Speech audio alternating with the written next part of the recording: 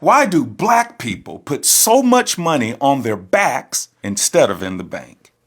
I recently read a statistic that said blacks and Hispanics spend up to 30% more than whites with comparable incomes on visible goods like cars, clothes, jewelry, etc., which got me to thinking, why do we as black people spend so much?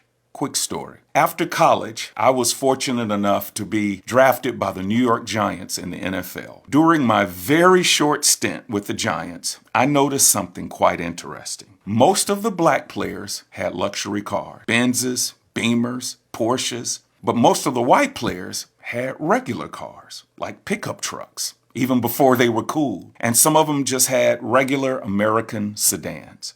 So why did I and so many guys who look like me have such a strong desire to spend our money on luxury, depreciating, flashy items? There are numerous reasons why, but I want to highlight three. First is our history. We were all first-generation wealth, and we just weren't used to having that kind of money. Our ancestors couldn't build wealth, so when we finally got our hands on some money, we overindulged. Next was our habits. At that time in our early 20s, most of us had not yet learned about budgeting and investing and how to practice delayed gratification.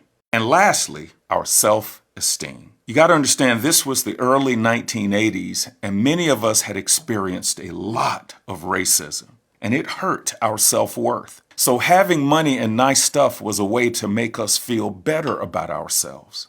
So those are just a few reasons why so many black people back then and even now spend so much.